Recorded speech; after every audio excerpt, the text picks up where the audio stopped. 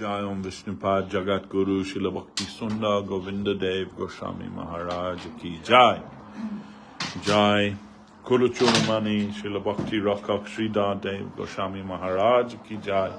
Jai Nityalila Bhagavan Srila Bhakti Siddhanta Saraswati Thakur Ki Jai.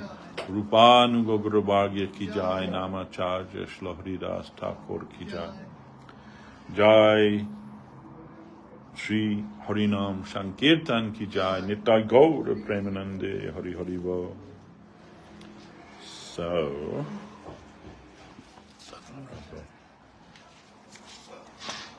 welcome everyone to our Sunday afternoon talk broadcast live from the East London branch Sri Chaitanya Saraswat Math.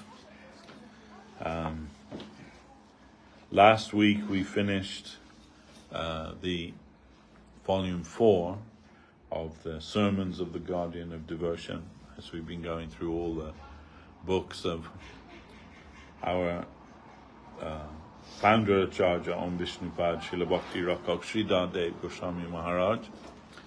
And so today we are going to begin going through the Centenary Anthology, which was published in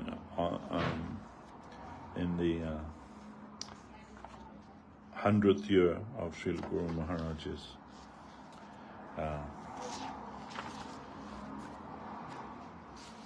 life, or is already passed away by then, but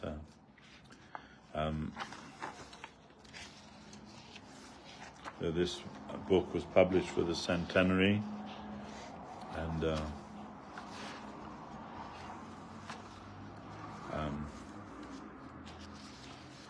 again based on talks of Srila Sridhar Maharaj between about 1981 up to 1988 when he passed away.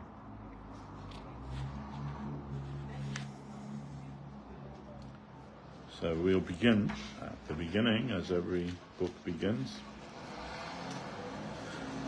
The first part is the foreword, which was written by Sripad Bhakti Pavan Janardan Maharaj, and is entitled The Exclusive Line of Saraswati Thakur.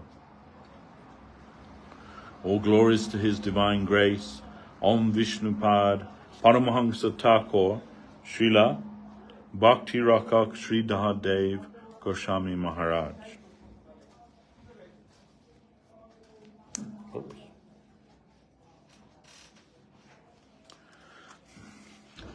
The most illustrious follower of Srila Bhakti Siddhanta Saraswati Thakur, and who is ever giving the unlimited mercy of Sri Chaitanya Mahaprabhu to the fallen souls. He has appeared as our most divine guardian. He is ever radiant in his mercy and resplendent like the morning sun. He is illuminating the most hidden recesses of our hearts. Srila Guru Maharaj's conclusions embody the full Siddhanta of the line of Srila Rupa Goswami, and his beautiful poetic style shines with the most sublime Ujjala Rasa revealed by Sri Gauranga to his true followers. Sri Chaitanya Mahaprabhu has glorified the Brahma Madhva Gaudiya Sampradaya as an effulgent locket adorns a necklace. So Mahaprabhu appeared in the Sampradaya beginning with Lord Brahma, Krishna Hoite Chaturmukha. There are of course 4 Sampradayas. One was begun by Brahma, one by the Kumaras, one by Lakshmi, and one by Lord Shiva. Their preceptorial lines are continuing, and their followers present the conclusions of such stalwarts in their respective sampradayas as Ramanuja, Madhvacharya, Vishnu Swami, and Nimbarka Acharya. Still, in the words of Srila Guru Maharaj, E Rupa Arati Brahma Shambhu Agochara, Gora Bhakta Kripa Patra Matra Siddhisara. The divine worship of Mahaprabhu is beyond the vision of even Lord Brahma or Lord Shiva. Only by receiving the mercy of a devotee of Lord Gauranga can one attain such perfection. Sri Chaitanya Mahaprabhu appeared in the Brahma Madhva Gaudiya Sampradaya. But what he came to give is beyond the vision of the preceptor of that Sampradaya, Lord Brahma himself. It is also beyond the purview of Lord Shiva. Both are Mahajans and recognized devotees. Still, they are unable to participate in the exclusive devotion given by Sri Chaitanya Mahaprabhu and known to his internal devotees such as Srila Guru Maharaj. Rather, they ever pray to have bestowed upon them the mercy of Mahaprabhu's true followers, so they may continue the progressive development of their devotion.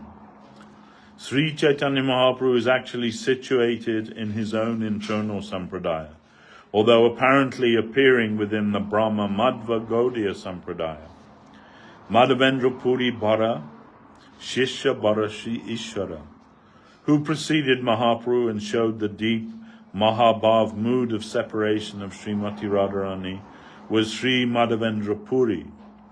In Chaitanya Charitamrita, Srila Krishnadas Kaviraj progressively describes the deep mood of Srila Madhavendra Puripad, expressed in the verse, Ayi Dina Dayadara Natahe, Matura Nasya Nata Kadava Lokshaye.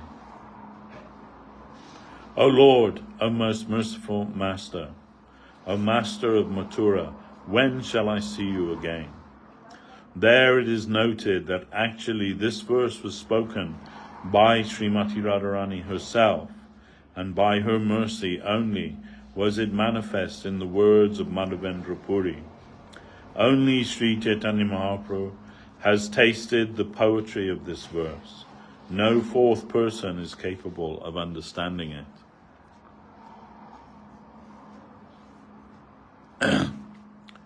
Once Srila Gurudev, he asked us, what's the supreme verse of Madhura Rasa? And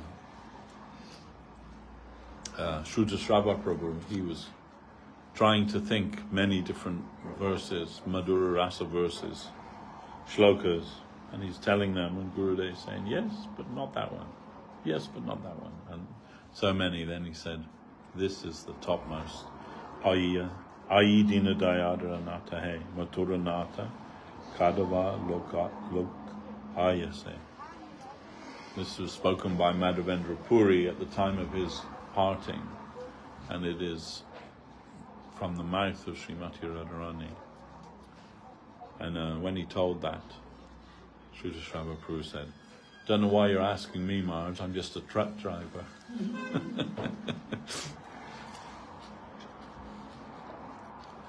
Srila Madhavendra Puri's effulgence of Krishna Prema showed in the original sprout form the glory of Mahaprabhu's Sampradaya. Although he was formerly situated in the Brahma Madhva Gaudiya Sampradaya, prior to his appearance, there was no one in that line who displayed the deep love of Godhead, the mood of Krishna Prema of Madhavendra Puri. His disciple was the most fortunate Sri Ishwara Puri, who was accepted as the preceptor of Sri Chaitanya Mahaprabhu. When Mahaprabhu visited the place of the appearance of Lord Krishna in Mathura and was dancing before the deity of Sri Keshava, an elderly Brahman began to also dance in ecstatic love, Krishna Prema, along with the Lord. Later, Mahaprabhu asked that Brahman where he had acquired such love. The elderly Brahman replied that he had a connection with Srila Madhavendra Puri, who had visited his house. Jai Gurudev.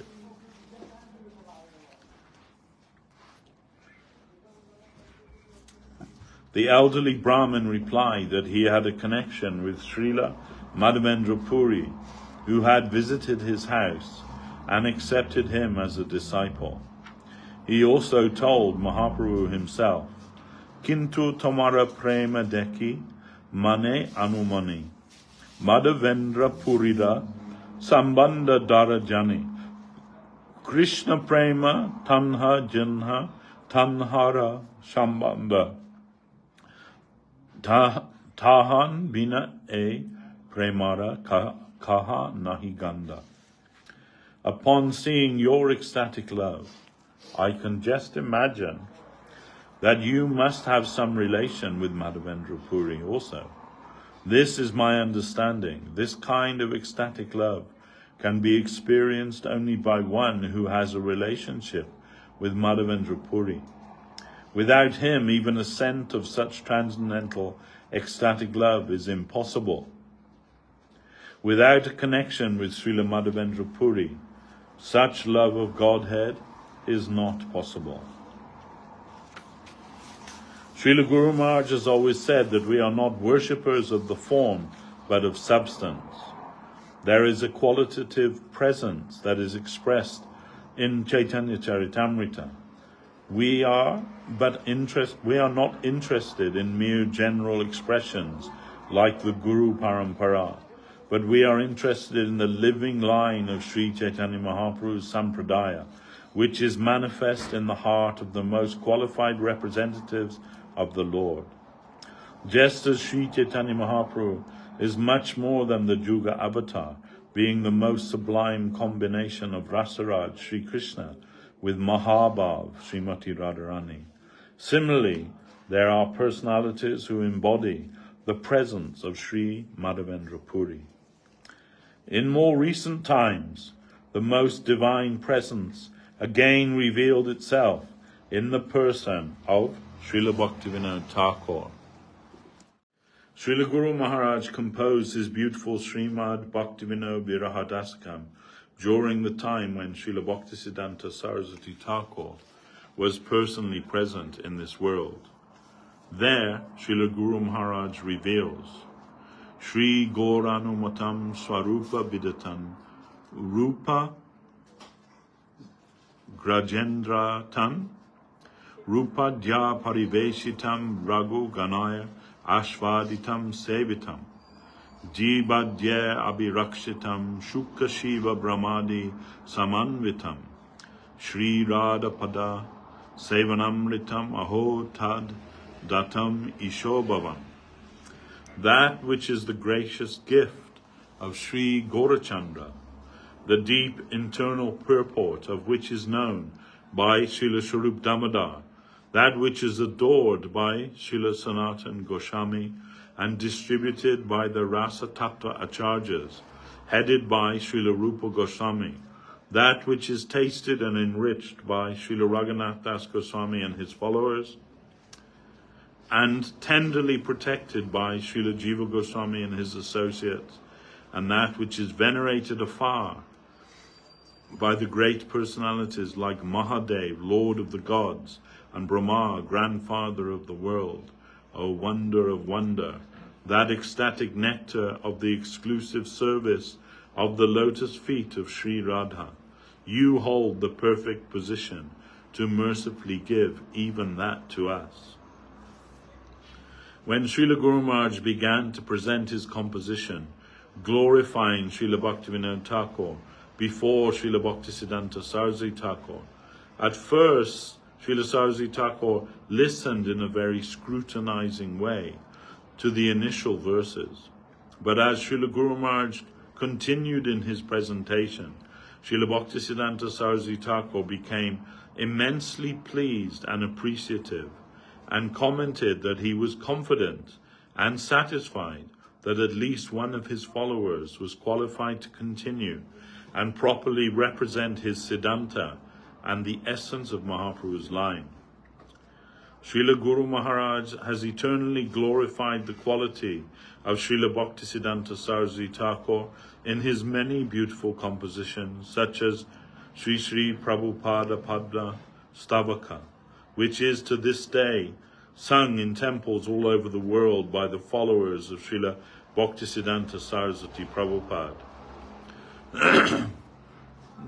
Maybe 2 years ago or more, we were invited to the 100th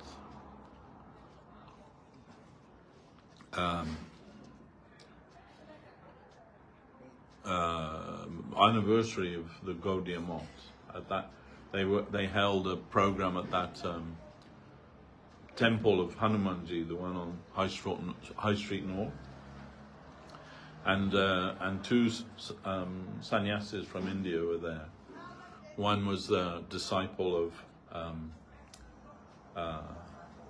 Bhakti Goswami Maharaj, and the other one I don't remember. But anyway, we were invited there, and we were given like an hour to do some kirtan, and we sang this song, the Sri Prabhupada Padma Stavaka, is a Sujana Buddha Radhita Pada Yugam, that song. And I saw that both those sannyasis, they knew that song. They're not our sannyasis, they're from different branches of the Gaudiya Math, but they knew that song and they are singing along with it. And afterwards, I went and had a little chat with them, and they said, this song, almost every Gaudiya Math branch sings this song every day, composed by Srila Sridhar.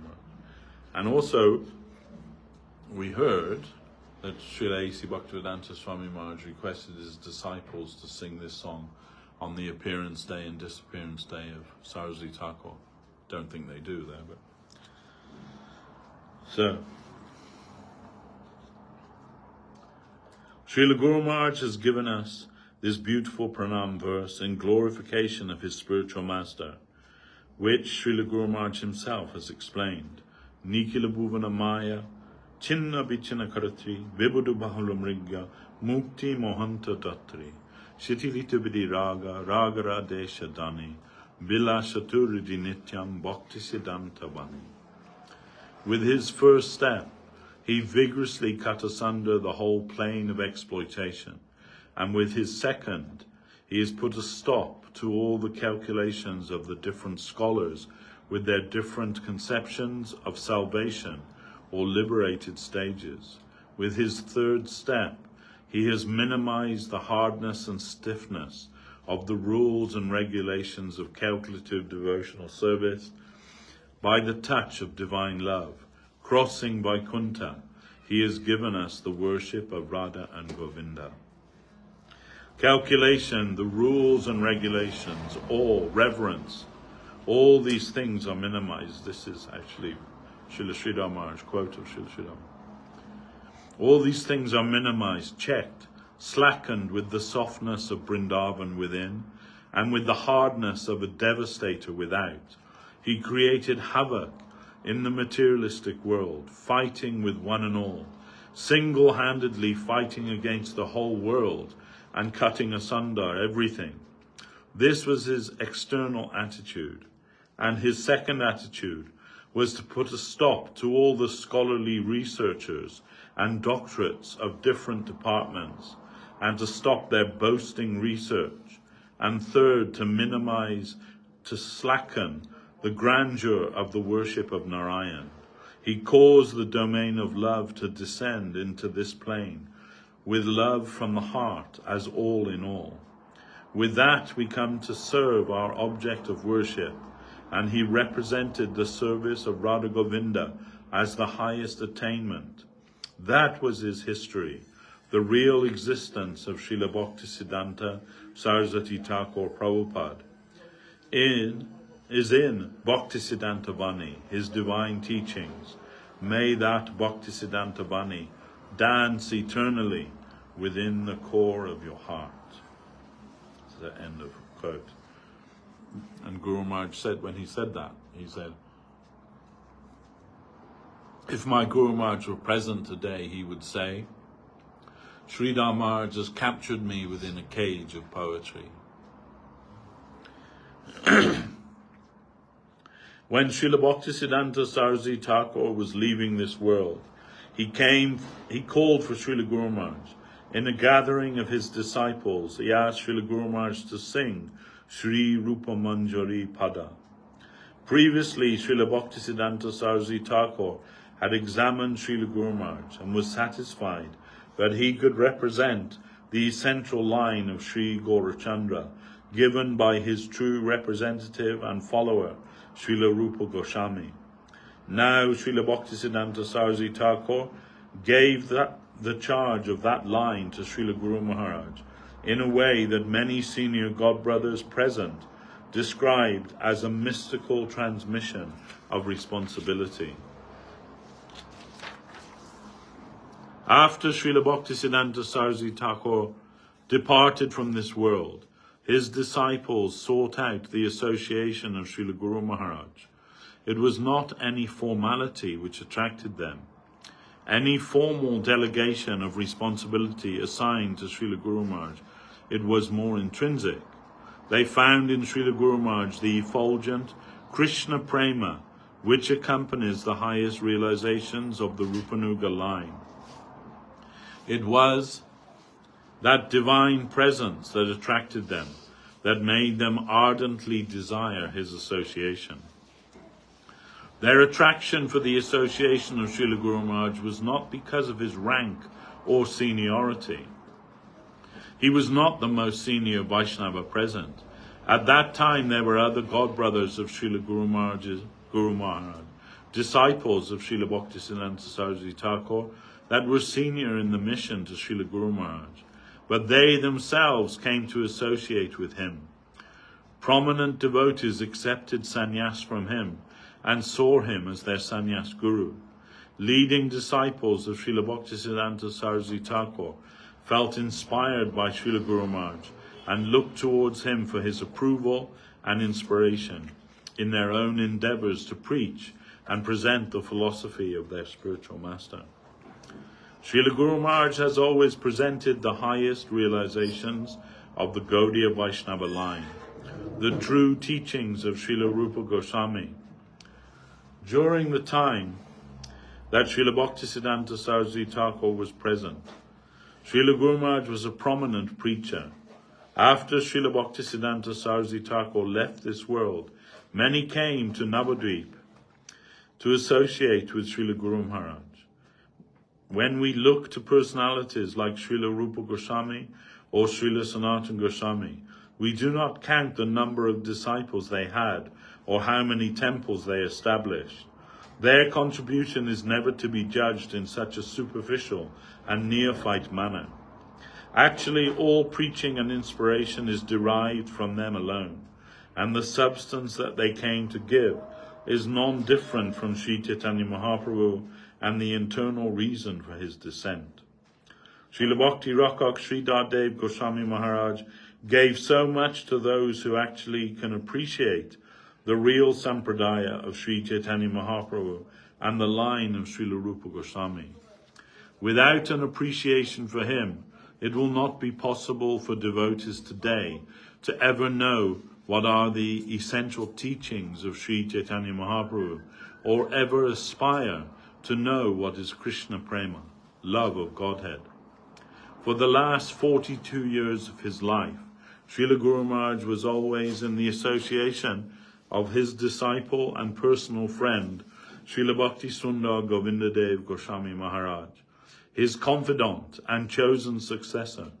So intimately were Srila Guru Maharaj and Srila Govinda Maharaj related that one could consider their two personalities as one combined existence. For instance, if it be true that Srila Guru Maharaj, for reasons of his health, and to ultimately percolate his high realizations, remained in his Sri Chaitanya Saraswat Mott in Navadvip, he ultimately counted on the presence of Srila Govinda Maharaj, who he imbued with an indomitable spirit to go out and give his own high realizations to the whole world. We are ever seeing the magnanimous and benevolent nature of Srila Govinda Maharaj, and we consider it to be synonymous with Srila Guru Maharaj's desire to give the essential teachings of Mahaprabhu to the ever-expanding Gaudiya Vaishnava world, who so much need them. Although superficially it may seem that Srila Guru Maharaj remained apart in his mott, actually it was not so.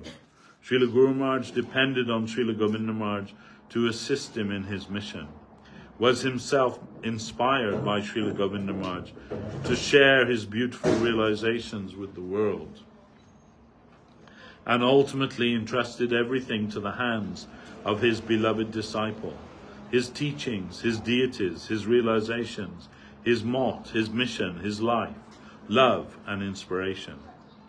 Srila Guru Maharaj saw in Srila Govinda Maharaj the qualities of one who could continue his mission and fully represent his deep realizations.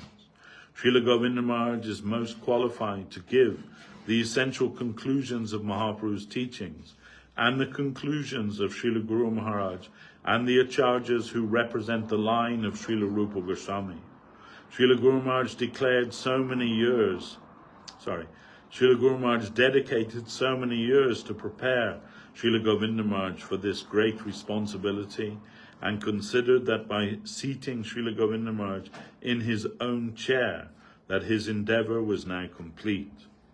Those who supposedly follow Srila Guru Maharaj but cannot appreciate and honor his desire do him a great disservice.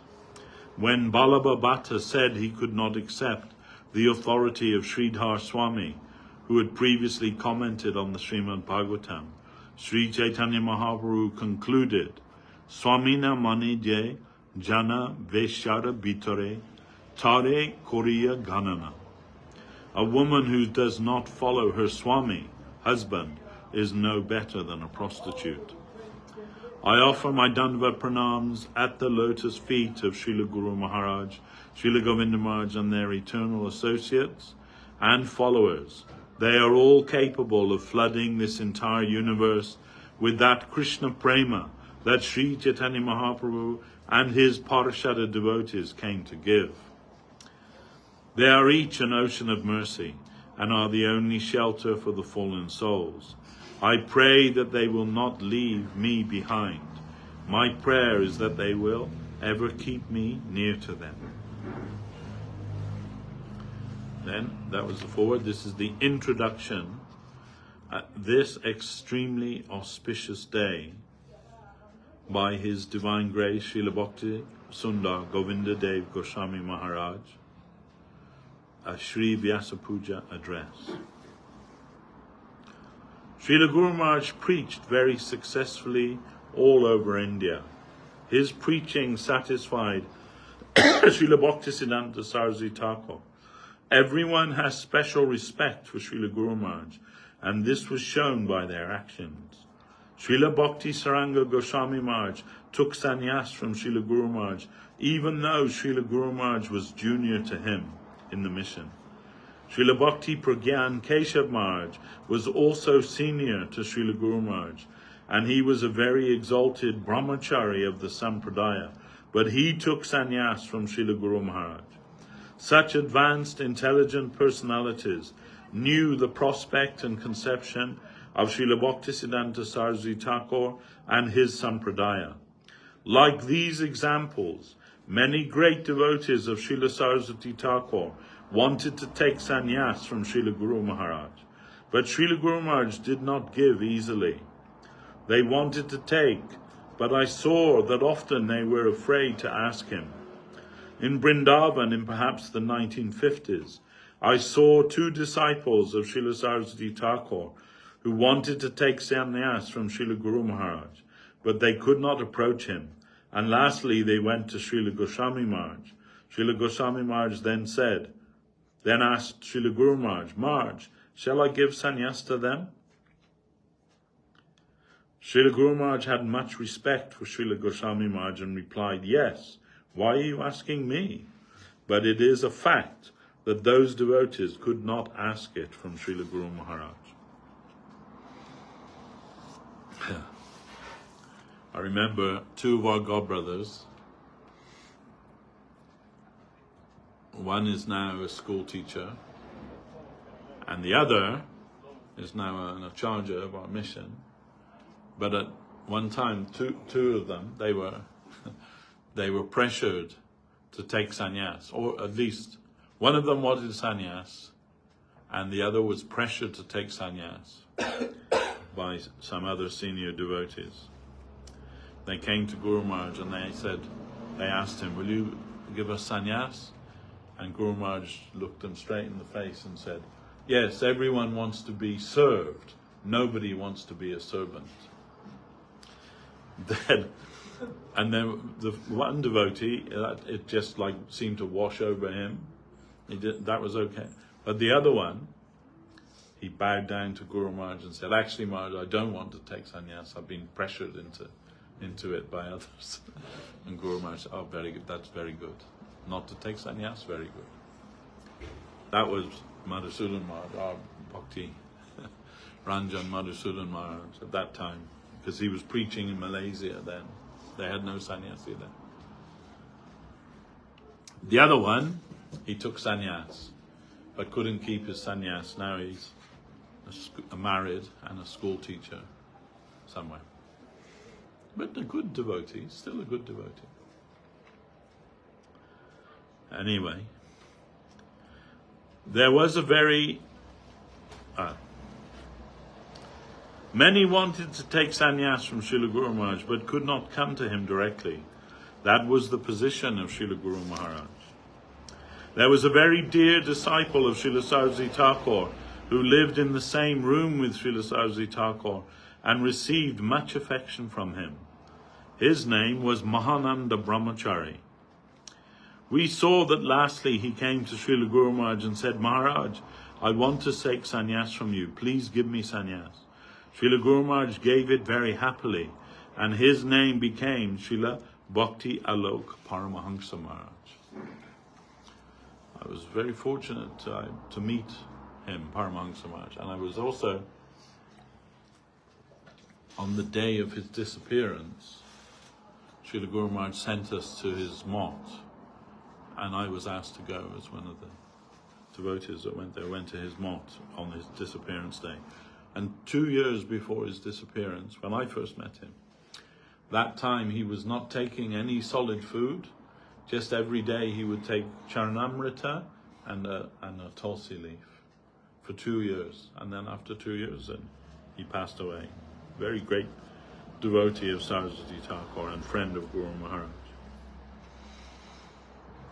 There are many other disciples of Srila Saraswati Thakur, including Srila Bhakti Doita Madhav Maharaj, who wanted to take sannyas from Srila Guru Maharaj. Having some idea about their sampradaya, going in the line of Sri Rupanuga, they all came to Srila Guru Maharaj. Srila Saraswati Thakur expressed this through the highest song of our sampradaya, Sri Rupa Manjari Pada. He wanted to hear that song from Srila Guru Maharaj, not from others. This story is famous. If we need Ganges water, we must go to the Ganges. Similarly, it is necessary that if we want the conception given by Sri Chaitanya Mahaprabhu, as well as Srila Saraswati Thakur, we must come to Srila Sridhar Dev Goswami Maharaj. This was also the expression of all the devotees of Srila Saraswati Goswami Prabhupada. We saw that Srila Guru Maharaj would yearly go once or twice to Srila Madhav Maharaj's mott, and once or more to Srila Goswami Maharaj's mott. At that time there were strong party feelings amongst many devotees, but many of Srila Guru Maharaj's godbrothers from other camps, including the secretaries and stalwarts from all parties, came to see Srila Guru Maharaj. Every year on the appearance day of Srila Goswami Maharaj, he invited Srila Guru Maharaj to his mott. For his respect, Srila Guru Maharaj went there each year. However, one year Srila Guru Maharaj couldn't go because he was showing very poor health. Srila Goswami Maharaj's expression was, this year Srila Sridhar Maharaj cannot come. Every year he comes and blesses me with a future year of life, and by this blessing I am existing. Now I am thinking that next year I shall not be able to accept the puja of my disciples. Such were the exalted feelings of Srila Goswami Maharaj, and it happened that Srila Goswami Maharaj disappeared that year, and so was unable to attend his own next Guru Puja day. At that time when the Gaudiya Math was divided, devotees would generally not visit devotees of any other camp. But when Srila Guru Maharaj would go to Srila Madhav Maharaj's Math, even the General Secretary of the Gaudiya Math would come and meet with Srila Guru Maharaj. One day, Srila Guru Maharaj asked Sripad Supati Ranjan Nag Prabhu, the General Secretary of the Gaudiya Math, Prabhu, why do you come to see me every time I come here? Supati Babu replied in a very nice way, your nature attracts us. Your disinterested nature, strong common sense, and deep intelligence. These three things attract us. Therefore I am coming to see you, and I am feeling so fortunate that still this kind of man is living within our sampradaya.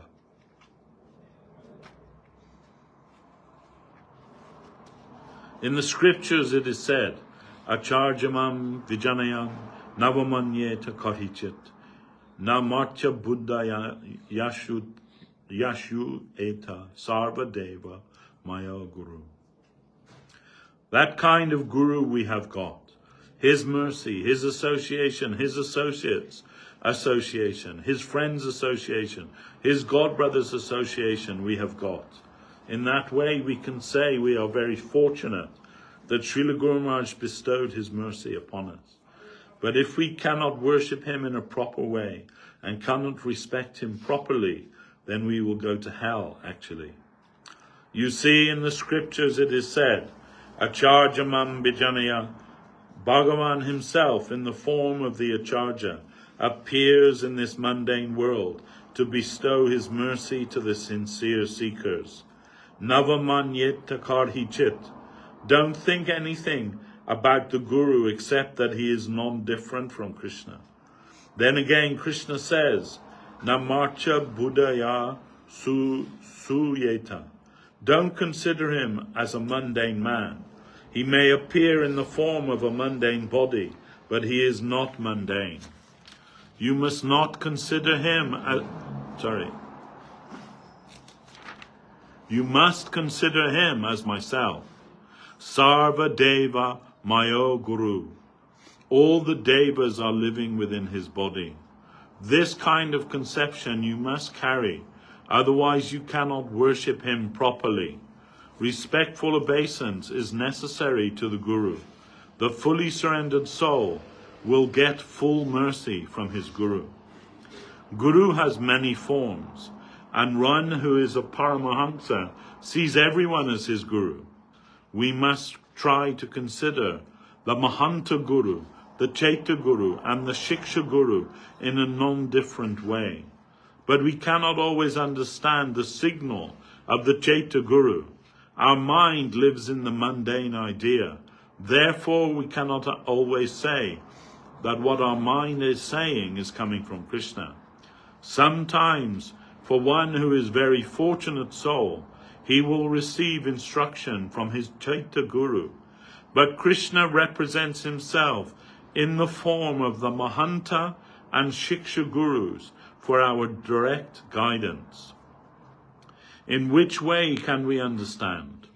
Krishna's tu Bhagavan Swayam, Srimad Bhagavatam says, Eta Changsha Kala Pungsham, Krishna's tu Bhagavan Swayam, Indrari Vyakulam Lokam, Mridayanti Yuge Yuge. Krishna is the Supreme Personality of Godhead. And if we try to worship those who are really devoted to Krishna, then our worship must go directly to Krishna. This is the proper channel. We cannot serve Krishna directly, but through Guru and Vaishnava, our service can go to Krishna.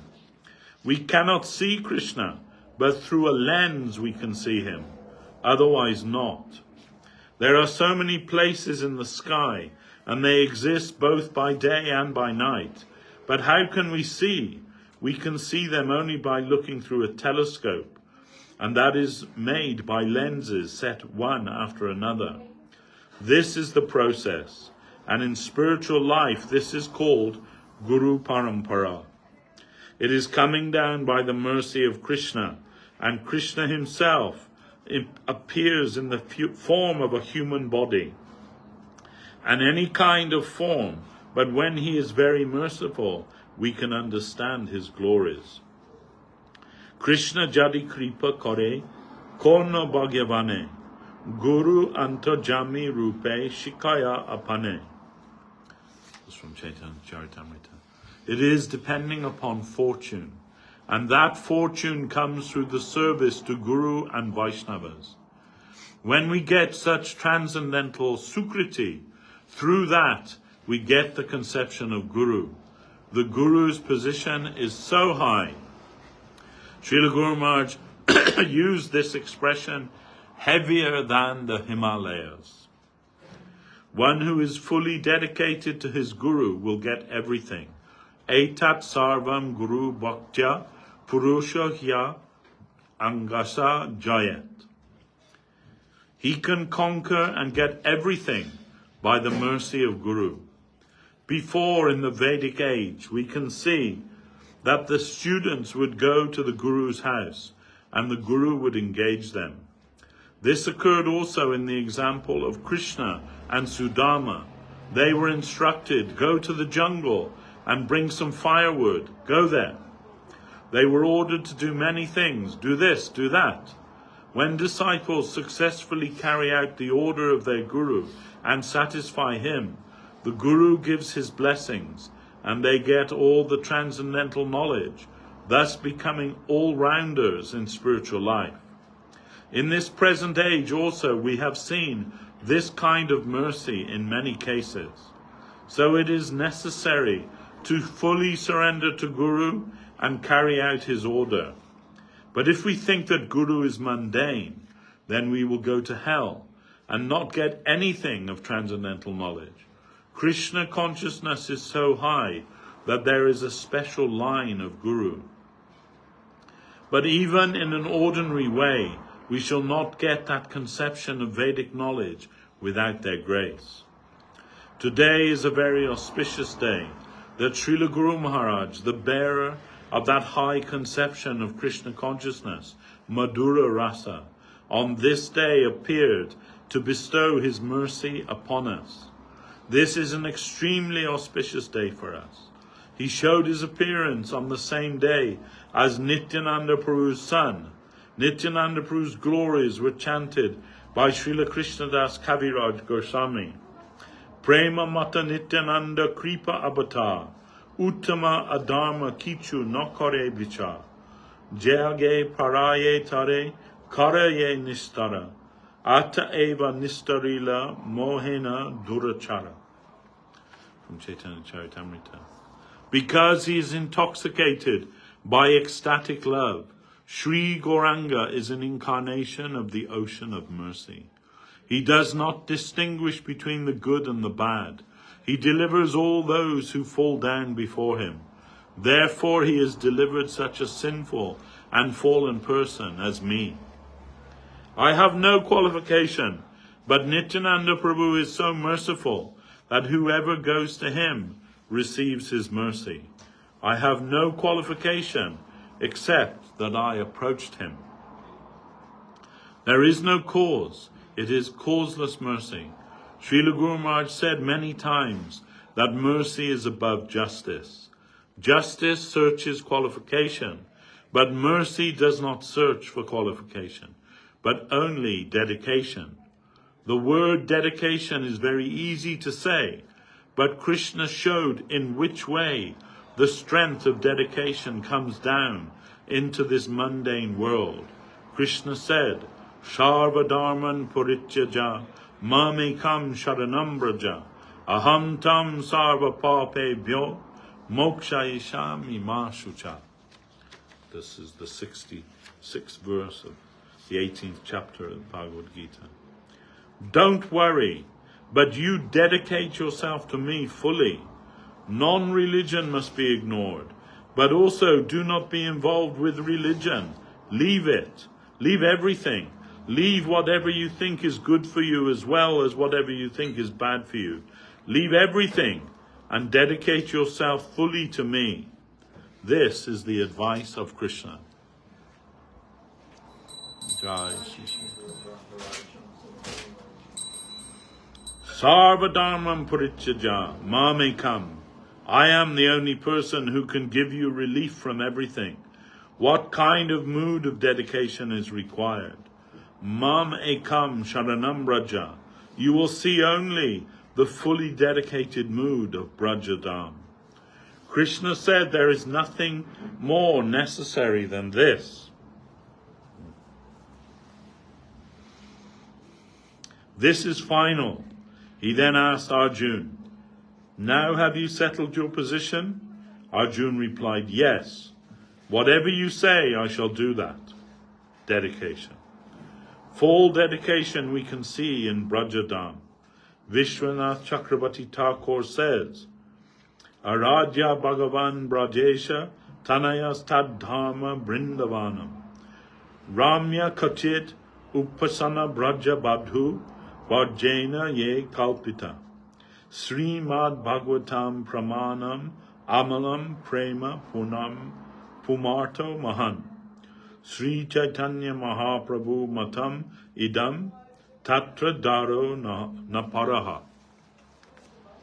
It is the conclusive opinion of Lord Chaitanya that Lord Krishna, who is Brajendra Nandana, is the Supreme Personality of Godhead himself, the topmost worshipable Supreme. Vrindavan Dham, which is an expansion of Krishna and is non-different from him, is the highest worshipable abode. The gopis are the highest example of the worship of Sri Krishna. Srimad Bhagavatam is the spotless evidence for knowing the absolute truth. Krishna Prema is the fifth and highest goal of life. These are the teachings of Sri Chaitanya in a nutshell. Krishna is the Supreme Personality of Godhead, and our whole mood of worship must go to him. Like the Ganges goes to the ocean, when a devotee hears the glories of Krishna, his mind also goes like the Ganges to the ocean. Why? Because Krishna lives in everyone's heart, but full dedication is necessary. The Guru's mercy is supreme everywhere. Without his mercy, we cannot do anything. If we think that Guru is mundane, then we must be faulty. Of this there is no doubt. So we must be careful. There are 10 kinds of namaparad. The third kind is Gurvavagya. You cannot ignore the directives and the lotus feet of your Gurudev. You must dedicate yourself there fully. His order is the order of all the scriptures. Tad agya Guru nam hi avicharyanya. You must not consider whether it is right or whether it is wrong, but whatever the Guru will say, you must do that without hesitation. Tad agya Guru nam hi avicharanya. There are many varieties of expressions in the scriptures glorifying Srila Gurudev. That Gurudev appeared on this day near to Navadvip, showing his form in Hapaniya. But by his mercy we have arranged there in a temple the service of the deity and Srila Guru Maharaj for the remembrance of his appearance. We shall also go there for a festival of his glorification. Today is Srila Guru Maharaj's appearance day, and this is the highest auspicious day for the conditioned souls. I am praying to Srila Guru Maharaj. He is always merciful to us, no doubt, but more strength is necessary to fight with Maya, the illusion. If illusion will manifest, such as in the case of taking the form of Bibhishan, that is particularly dangerous. Such type of illusion is possible. Even Hanuman himself was also charmed by the illusion of Mahiraban. The story is that Ravan was defeated in many ways by Ramchandra. Then he called his son, Mahiraban, who was living down in Patala, the lowest part of the world. Mahiraban had much power. He could go anywhere and in any way. He went to Ravan and said, "Father, what happened? I see that Lanka is massacred." Ravan replied, "Ram and Lakshman have destroyed everything, but we cannot compete with them. They are destroying, but we cannot kill them." Mahiravan then said, "That's a small matter. I shall arrange it nicely." Mahiravan had much power of illusion through the worship of the goddess Kali. He arranged to steal Ram and Lakshman with the intention of taking them to his own country to kill them as an offering in front of Mother Kali. Bibhishan was in the company of Ram and Lakshman, and he knew of the illusory power of Mahiravan. When he heard Mahiravan had come to Lanka, Bibhishan made everyone conscious of Mahiravan's danger. He can make illusion at any moment, so you must be careful. Hanuman said, "Yes, I shall make a big fort with my tail. Everyone can stay there, including Ram and Lakshman. No one will be able to enter within that fort. So Mahiravan will not be able to enter. I shall stand guard at the gate. Also, Bibhishan can guard the wall of the fort, so no problem will come." They did this, and Hanuman remained at the gate, so none could enter the tail-made fort. Bibhishan guarded the fort wall. It took him a little time to walk all around the wall of the fort, perhaps half an hour. He would periodically come back to consult with Hanuman. "Has anyone come here?" One time Hanuman said, "Yes, Janakraj, the father of Sita, came. He wanted to enter within the fort. I asked him to wait here for Bibhishan, and if he gives permission, he may enter." In this way, Mahiravan took on several forms, such as Janakraj, Dasarat, and Kaushalya, with the desire of entering that fort. In each case, Hanuman asked them to wait, but they went away. Lastly, Mahiravan took the form of Bibhishan. One time, after consulted with Hanuman, Bibhishan went away, but within a short time, perhaps 10 minutes, he again came before Hanuman. This time he was not the real Bibhishan, but Mahiravan. Hanuman commented, "Oh, you have toured the walls very quickly this time."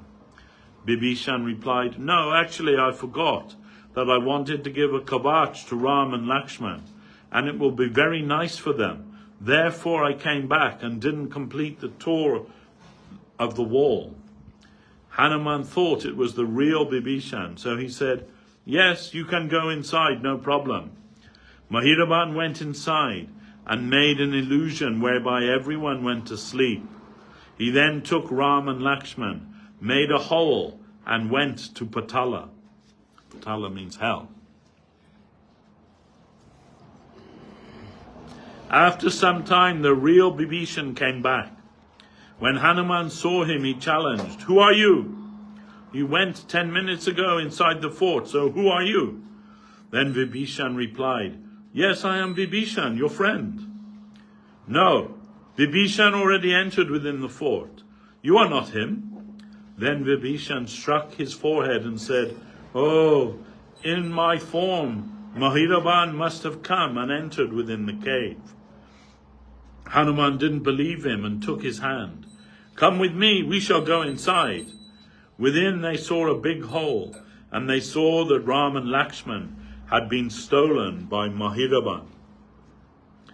So, if like taking the form of Bibhishan, strong illusion will attack us, we do not see any way except the protection of our preceptor and protector, Sri Gurudev. If we have full faith in our Gurudev and are fully surrendered to our Gurudev, we must get transcendental strength, and in that way we can remove all illusion by his grace. So it is necessary to have strong faith in Gurudev and to surrender fully to his divine lotus feet. Then we shall get everything.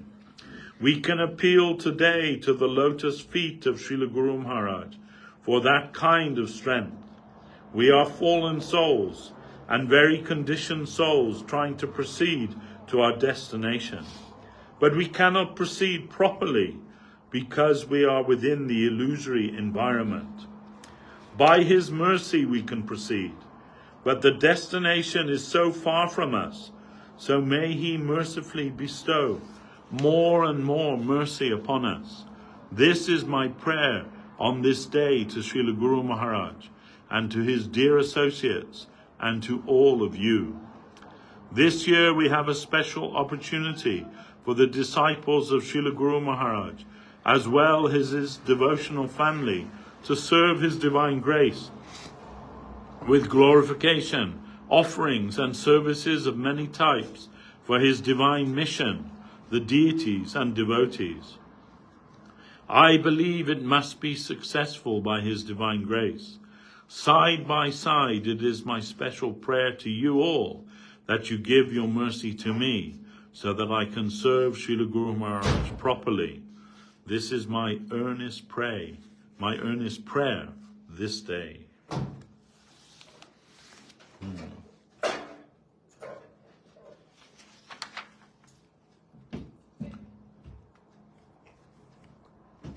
What do we think about that, everyone? You have any question, Ram, on that? Anyone? I have a question. Yes. So I've been reading Gita for past quite a month, and so it is said that everything is in control of the Godhead, Krishna. So my question is, still we do something wrong, in day-to-day activities. Is it the Krishna making us do wrong, or like, I've been questioning this. No. Krishna has given us free will. So this is what differentiates us from matter, is that we have free will, minute free will. But free will means that you have the right to do wrong. And this was, Guru Maharaj gave this example. Just before India was given independence from the British, Mahatma Gandhi, he went to see the Viceroy of India at that time was Mountbatten, Earl Mountbatten. So he went to see him, they had a meeting. And Mountbatten said, we are considering giving you Swaraj, your independence, so that you can rule yourselves. But our reservation is, you won't be able to do it properly, you'll make a mess of it. And Gandhi said, you are a soldier and you are fighting for freedom, so you understand the value of freedom. And so, you may be right. You may be right. Maybe we'll make a mess of things. But we have to have the right to make a mess of things. Otherwise, we are not free. So Mountbatten couldn't argue with that. Freedom means you have the right to do wrong. And why Krishna has given us this freedom? Because Krishna wants us to give ourselves to Him with our free will. He could compel us to serve Him.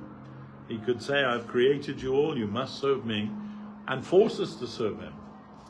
But He doesn't want that. He wants that with our free will, we will approach Him and surrender to Him.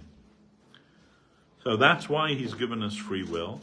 And the downside of that is that we may make a mess of things, you misusing our free will. And you can say that in a very general way, that the whole of this world is an act of our misusing our free will. We've come to this material world to be, like rebellious children. We're going against the order of our Father, or we're going against the order of Krishna. And we have come to try to live and find happiness separate from him. So that is not Krishna forcing us to do that. That's our own independent free will. So it's like Srila Prabhupada, A.C. Bhaktivedanta Swami Maharaj, he used to say, when you stand in front of the sun, there's no darkness, all light.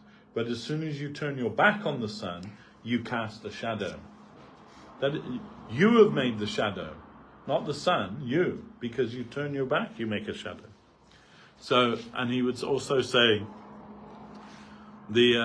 all the thieves, they come out when the sun goes down. Is it the fault of the sun? So that's how things are. So we have free will, and we can choose whether we use that free will to serve Krishna or to serve Maya. And that's actually the extent of our free will. It's very minute. You can be controlled by Krishna by surrendering to him, or you can be controlled by Maya. And that means we do all kinds of wrong things. Sometimes we think they're the right things also, because of Maya. Maya means that illusion. We are thinking that we have full liberty. But actually this world is called Durga. Durga means prison. So we're actually in a prison. The best kind of prison is where the inmates, they didn't even realize that they're in a prison. They think they're free, that they can do anything, everything. But they're in the prison. They can't do anything at all without the will of the Lord. You know, they say, man proposes, God disposes. So we have some desire to do this, to do that, to experience something or other, or whatever it is. And God allows that to happen. Krishna says in Gita, not even a blade of grass moves without my permission. So Krishna lets us do wrong. The example is given from the Shvetashvatara Upanishad, like two birds sitting in a tree. One bird is the soul, and one is the Paramatma, or the super soul. So the soul is in the bird in the tree. He's trying all the fruits of the tree. Sometimes those fruits are nice, sometimes they're bitter, sometimes they make him happy, sometimes they make him ill. But he's trying everything. And the other bird, the Paramatma, he's just witnessing that. He's not interfering with that other bird's independence, just witnessing.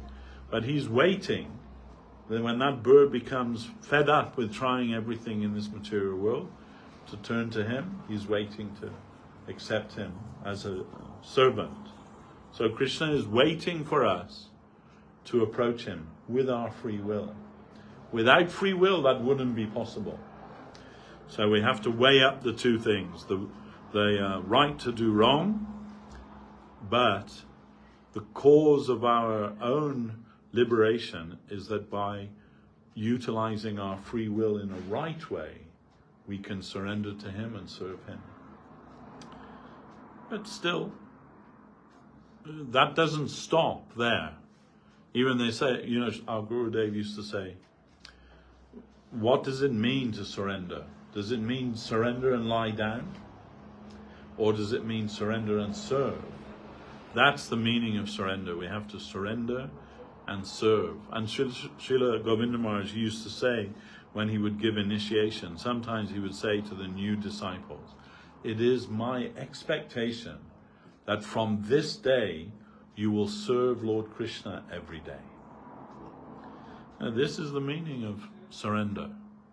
That every day we shall try and serve Lord Krishna. And even when we're doing that, you're right, we may sometimes still do something wrong.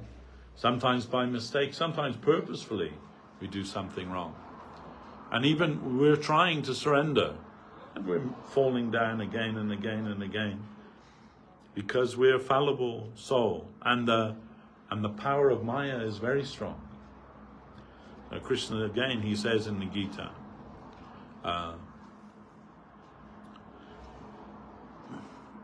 Daiviyesha gunamayi mama maya daratyaya. That means that this Maya is part of my divine energy. Nobody can cross over her unless I say so. So nobody can compete with Maya. Nobody can fight against Maya. But only if we surrender to Krishna, he can make her withdraw. She'll remove the veil of illusion. You'll see the world as it really is. And also you will see the smiling face of Krishna. If only between us and Krishna is our ego. And Srila Govinda Maharaj used to say, a Himalayan mountain range of ego separates us from Krishna. Ego is so big. We are so small, but our ego tells us we are so big, we are so important. Everything revolves around my own universe. I'm the master of that. And everything revolves around me. Everything is about me. This is our ego. So we have to change our ego. Everyone has ego. Even pure devotee of Krishna has an ego, but his ego is different to our ego. Our ego is that I'm the master of all. I survey everything. I'm always looking for things to enjoy, for people to serve me, for things that I can use to exploit in this world so that I can benefit from that. That's our ego, and that I'm very important. And the devotee's ego, that is what Mahaprabhu told, Naham Vipro, Narapatir, Napi Vaisho, Nashudro, Nahamvani, Nachagriha, Nabanastir Jatirva, Kintu Prajanakila, Paramananda, Purnamritabde, Gopi, Bhartapada Kamalayor, Das Anudas. I'm not a Brahmin, I'm not a Kshatriya or a Vaishya or a Shudra. I'm not a Brahmachari, I'm not a Grihasta or a Vanaprastha or a Sannyasi. I'm none of those things. Then what am I? I am the servant of the servant of a servant of the ever-expanding ocean of joy. The master of the gopis, Lord Sri Krishna. That Mahaprabhu said, that is my ego. So we have to try and develop that ego. Then Maya will not touch us. And who has that ego really, they can never do wrong. They can't do wrong. Whatever they do is right. Even if they do wrong, that's right also. Because they're surrendered to Krishna. And Krishna makes everything right. Everything is by Krishna.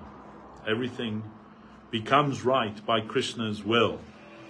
You know the story about Yudhisthira's chariot? The Yudhisthira is the oldest of the Pandavas, but he's the son of Dharma.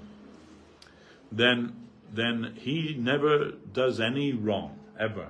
And never in his life did he tell one lie. They say that Mahatma Gandhi never told a lie in his life. And Martin Luther King, he said, future generations will not believe that such a person existed. And it's true, because everybody lies, right from their earliest time. Our Guru Maharaj, he never told a lie in his life. And once I asked Srila Gurudev, I said, I've tried, my children, I tried to bring them up to be honest, but I know they lie to me all the time. Right from when they're very young. Did you do that? Did you break that? No, I didn't do it. It wasn't me. I wasn't nowhere near it. I know they're lying, I said, so I didn't teach them to lie. Why are they lying? And Gurudev said, because they're intelligent. So it's like, we speak lies so easily. We don't even think about it. But Yudhisthira, he never told a lie in his whole life. And everyone knew that. And because of that, he developed a Shakti that his chariot would never touch the ground. It always floated like 5 inches above the ground. So during the battle, they want to kill Dronacharya. Dronacharya is their guru. He taught them martial arts, the art of warfare.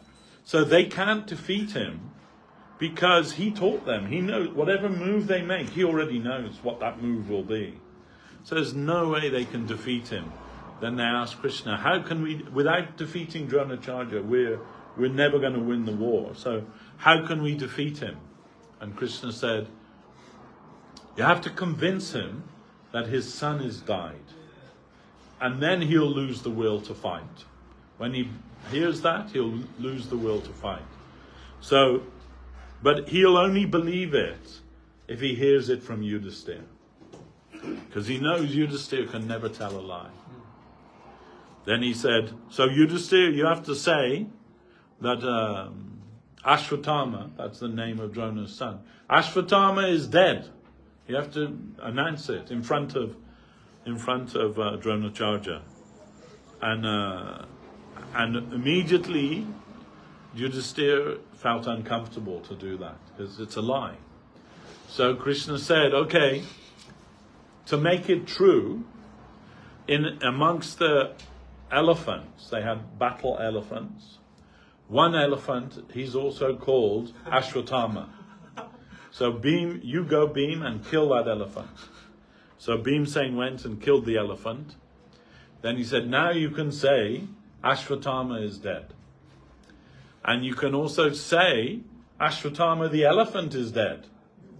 But in Sanskrit it would become Ashwatthama is dead, the elephant, because the subject is always at the end. You said, so when you say the elephant, all other warriors blow your conch shells. So he can't hear that bit. So that was the plan. And they did it. And so the Yudhisthira shouted in front of Dronacharya, Ashwatthama is dead. And then they all blew their conch shells, so he couldn't hear the bit about the elephant. And immediately, as Krishna predicted, Dronacharya, he gave up the will to fight, and the Pandavas were able to defeat him, kill him. Then his chariot touched the ground. Never before touched the ground, but now it touched the ground. And some people say, because he told a lie. But it isn't because he told a lie. Our acharyas, Vaishnava acharyas, commenting on this, they have told the reason it touched the ground was because he hesitated to carry out the order of Krishna. Because whatever Krishna says is truth, even if it's a lie. And Krishna's a notorious liar. He's a big liar. And we worship that about Krishna. He's always telling Mother Yashoda, and she's saying, did you eat dirt? No, I didn't do it. I didn't eat dirt. Really? No, Mommy. Is Balaram just making trouble? Okay, let me see your mouth. Now, this way, everything that Krishna does is truth. So, not that Yudhisthira told a lie, that isn't in question. The question is that he hesitated to carry out the order of Krishna, and therefore his chariot touched the ground. So if we surrender to Krishna and have no hesitation to follow what he tells us, then everything will always be okay. Everything will be true. That's why Srila Govinda Maharaj is saying here, when he says, Sarva dharmam parityajya mamekam sharanam raja, aham tam sarva papebhyo moksha eshami mashucha. This is at the end of the Gita. So Krishna has instructed Arjuna so many ways, so many things. And now, in effect, what he's saying is, so whatever I've told you so far, you just forget all of that. All you have to do is surrender to me. And so Gurudev has said, Sarva Dharma means what you consider to be irreligious, leave that. But also what you consider to be religion, leave that too. Because Krishna says, I'm not interested in religion. I want your heart. That's what I want. And don't think that you'll be overcome by sin, for neglecting the duties of this world. your various dharmas of this world. We have so many dharmas, right? We have responsibility for our children, responsibility for our parents, responsibility for our community, for our society, for our country, for everything. So many. You can say those are sarva dharma. So many different kinds of duties and so many different kinds of commitments, responsibilities that we have in this material world. But Krishna says, and if you just leave that, then sin may overcome you. You know, if somebody just says to his wife and 4 kids, "Oh, I'm off tomorrow, I'm going. I've decided I've had enough of this, I'm off. Bye." He can't just walk away. What about his children? How are they going to live? What about his wife? What about his house? What about the mortgage? What about this? What about this? What about this? Then he must be punished if he does that. It's a crime. But if he does all that to come to Krishna, then not only is it not a crime, but you will go to Krishna. Krishna says, "I'll protect you, don't worry, and you will come to me." You will come to me. So, but it has to be real. Not that we want to run away from our responsibilities, but we want to run towards Krishna. There's a difference between the two. Just running away from your responsibilities, hide out in the temple, get a room, some free food and everything. You know. No, I surrendered to Krishna now. But no, it has to be real. Surrender and serve.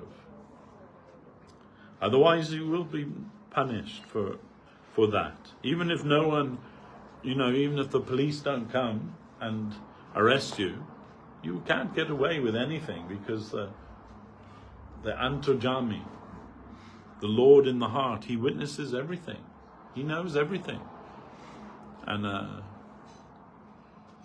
that we must be very careful about that when Krishna says that. Not to use it as an excuse, but rather it should be an impetus. It's like the final word of the Gita. Krishna says this to Arjuna. Then the next verse is, "Manmana bhava mad bhakto madhyaji mam namaskaro. Mami vaisasi satyam te pratijani priyoshime." Give me your mind and your heart. Bow down to me, worship me, become my devotee, and surely you will come to me. This is my promise to you, Arjuna, because you are priyoshime, you are very dear to me. Then after saying that, then he says, "Okay, now do what you think," he says to Arjuna. "What do you think you should do now? Do what you think. Are you ready now? After hearing everything?" Arjuna says, "Yes. Now I will surrender to you and do your will." Right at the beginning, Krishna says, this battle is my will. It's already finished and everyone has been destroyed. Only I want you to take the credit for it and to be the warrior that is your dharma, to be that. At the beginning of Gita, Krishna says that. Then right at the end, then he says, "Okay, now, what will you do?" Then Arjuna decides to fight. Guru Maharaj says, if it had been Uddhava that Krishna is speaking to, Uddhava would have left, would have walked away from the battle. They're different people, different relationship. So Krishna says the same thing again later on in Srimad Bhagavatam. It's called Uddhava Gita. It's more or less the same instruction, but different outcome, because not everyone is the same. So anyhow, does that answer your question? Any more question? Yeah. This picture. This one? This picture, when and who and why Gurudev put it in Navadvip? He wanted to make at the entrance of the temple, something to show what is this temple.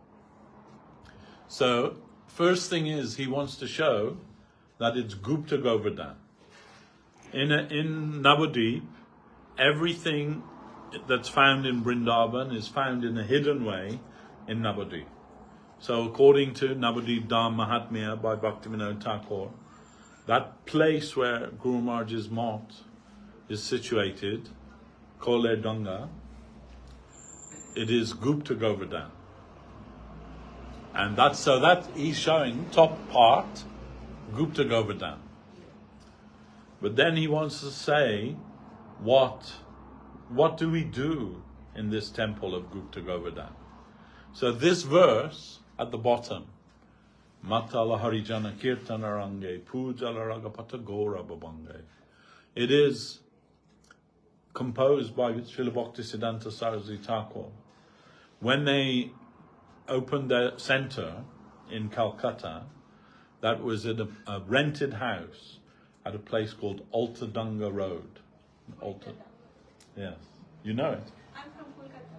Oh, okay, then you know. So the original Gaudiya Mott in Calcutta was there.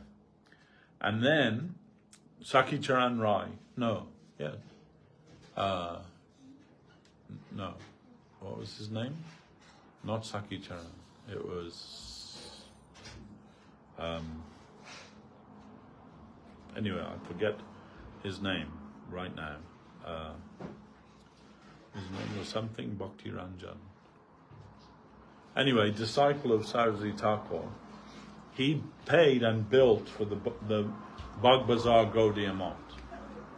Then, when they moved the deities from Altadanga Road to Bagh Bazar Gaudiya Mott. It's about half an hour's walk from one to the other. So they made a rath, a big chariot, and they took the deities from the rented house to the Bagh Bazar temple, newly constructed temple. And Saraswati Thakur, he composed this verse, but a little different to how it is. Matala Harijana Vishaya Range Pujala Ragapata Gora Babange was the original form. But Srila Govinda Maharaj asked Guru Maharaj, can we put this above the door, the gate, above the entrance to the mott? And Guru Maharaj said yes. He said, but Maharaj, I propose a slight change, because very difficult for ordinary people to understand Matala Harijana Bishaya Range. That means, like, whatever we do that as an act of worship. But Bishaya Range, very difficult expression for general people to understand that.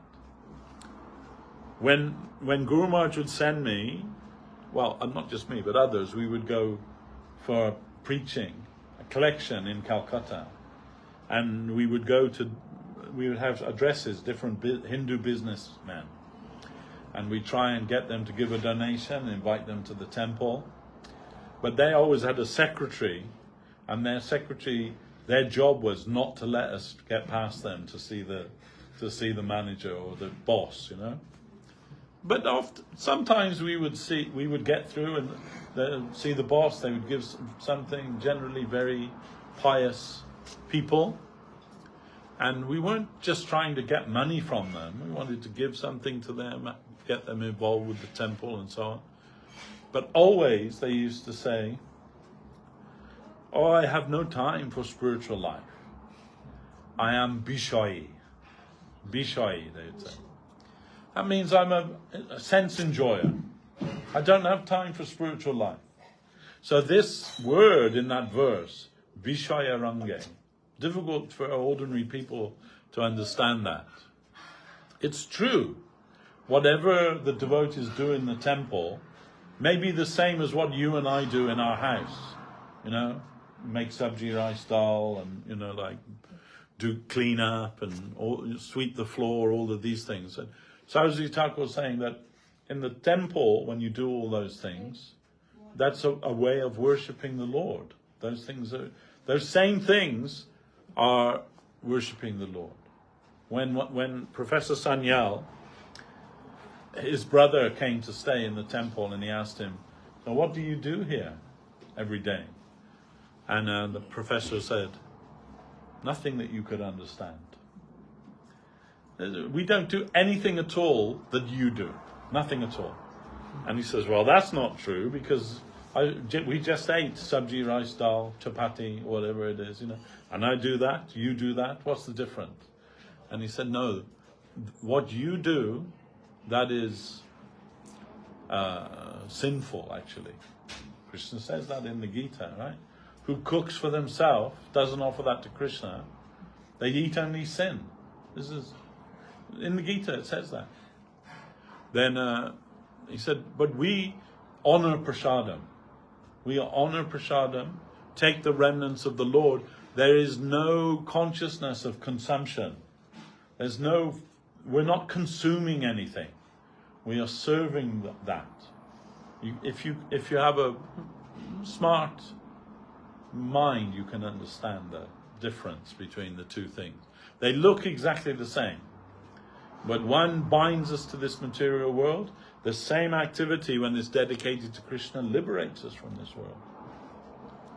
So then Gurudev said, if I change a little bit to Matala Harijana Kirtana Range, then maybe they'll understand better. General people will understand. Oh, fell off. So Guru Maharaj said, yes, you can do that. So that was done. You'll see that above the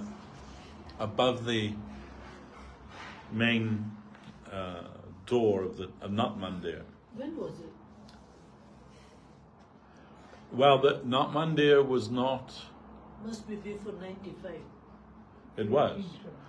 You see, the Nat Mandir they couldn't complete. They didn't have any money to complete it. Guru Maharaj began. Then when Srila A.C. Bhaktivedanta Swami Maharaj, he wrote in his will, one of the things will be that finish Sridhar Maharaj's Nat Mandir. So after Prabhupada disappeared, 1977, then when they read the will, then they had to finish the hall. Nat Mandir means the dancing hall in front of the deity, and then so that was made then. So around 1978 or something like that, it was made. But it's not in English. I made it in English on our little version of it. It's all in Bengali, but the words are exactly the same. But I made it in Roman letters, or transliteration.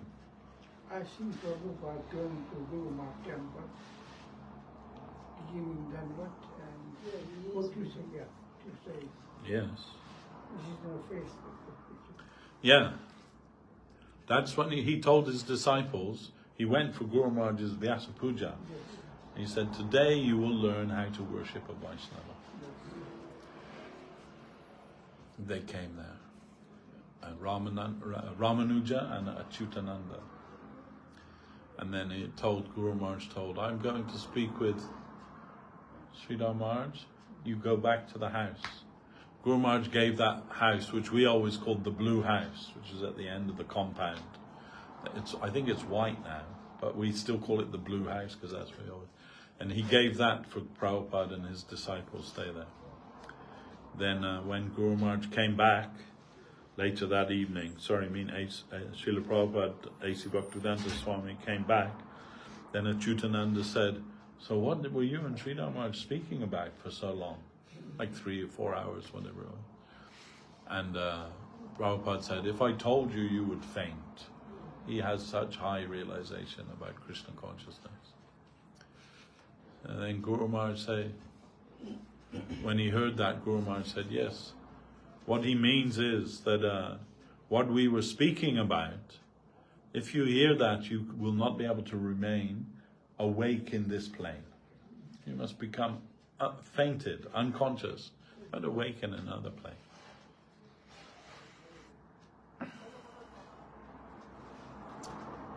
Okay, anyway.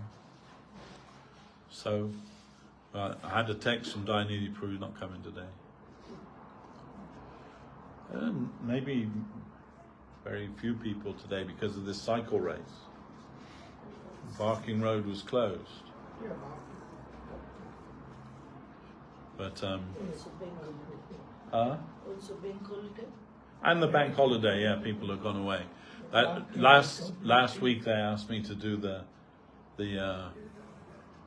Sunday school week early. It should be this week, but because it's the bank holiday, I said, oh, maybe that devotee told, oh, maybe some people are going away. Then I saw on his Facebook, he's with his family in Disneyland in Paris. Yeah. Oh, now I understand. What do you do in the Sunday school? It's for the children. We teach the children. People bring their children. We have the last Sunday of every month generally. So about 20, 25 children come age between 3 and 17. So it's quite broad. We try to do something for them. So last week because it was nearly the appearance of Lord Nrsingadev, so we spoke about the Das Avatar and particularly about Nrsingadev, and we showed a kiddies film downstairs, like a puppet show about that, and had some kirtan, teach the children kirtan, and each month have a different subject and give some homework, learn a verse from the Gita or something, and if they can do that, we give them a prize. I'm not sure what the prize is yet, but like that. Anyhow, yeah. And then at the end, we give them a little treat, some sweet or some ice cream or cupcakes or something. So we try to do that.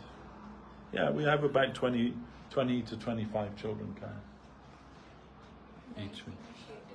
Nice initiative. Yeah. I think it's good to run Sunday school because Yeah, for sure. like in a church or Yeah. Muslim people as well, they all run a Sunday school. Yeah. A long time ago, I wrote a big letter to council. Yes, I remember. School. We started, but we had a little better, and we start again. So life again. Yeah. Well, Ishwari and Jita Krishna did first of all. And then Srila, she was very good with the children, but she lives in America now.